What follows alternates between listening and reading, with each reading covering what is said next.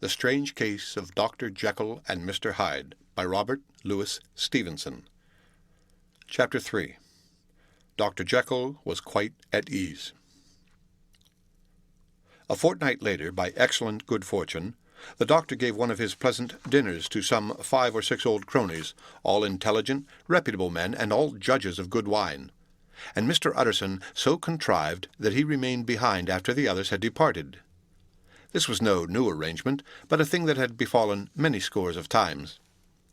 Where Utterson was liked, he was liked well. Hosts loved to detain the dry lawyer when the light-hearted and the loose-tongued had already their foot on the threshold.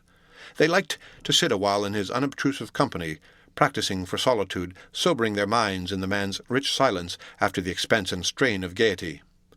To this rule, Dr. Jekyll was no exception, and as he now sat on the opposite side of the fire, a large, well-made, smooth-faced man of 50, with something of a slyish cast, perhaps, but every mark of capacity and kindness, you could see by his looks that he cherished for Mr. Utterson a sincere and warm affection.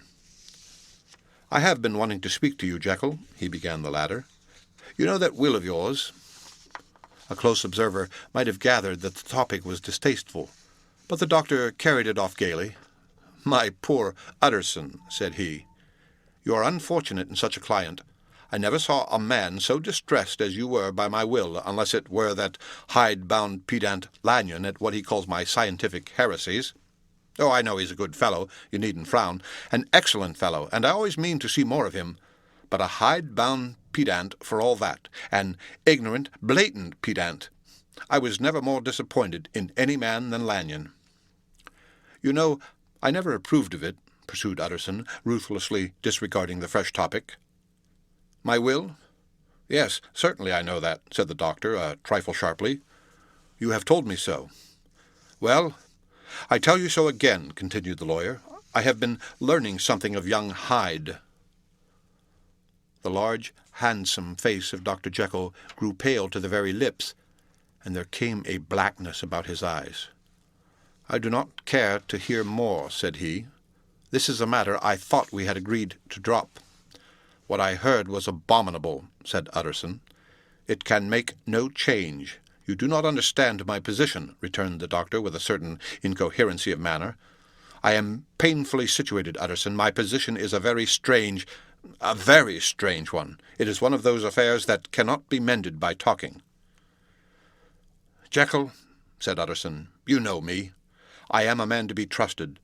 Make a clean breast of this in confidence, and I make no doubt I can get you out of it."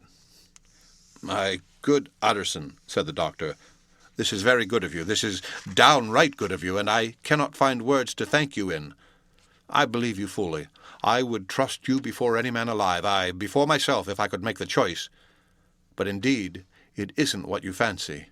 It is not so bad as that, and just to put your good heart at rest, I will tell you one thing. The moment I choose, I can be rid of Mr. Hyde.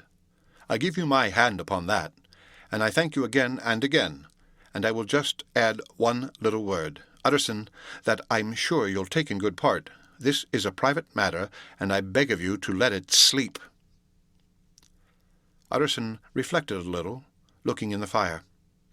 "I have no doubt you are perfectly right," he said at last, getting to his feet. "Well, but since we have touched upon this business, and for the last time, I hope," continued the doctor, "there is one point I should like you to understand. I have really a very great interest in poor Hyde. I know you have seen him, he told me so, and I fear he was rude, but I do sincerely take a very great interest in that young man, and if I am taken away, Utterson, I wish you to promise me that you will bear with him and get his rights for him. I think you would if you knew all, and it would be a weight off my mind if you would promise." "I can't pretend that I shall ever like him," said the lawyer. "I don't ask that," pleaded Jekyll, laying his hand upon the other's arm. "I only ask for justice. I only ask you to help him for my sake when I am no longer here." Utterson heaved an irrepressible sigh. "Well," said he, "I promise."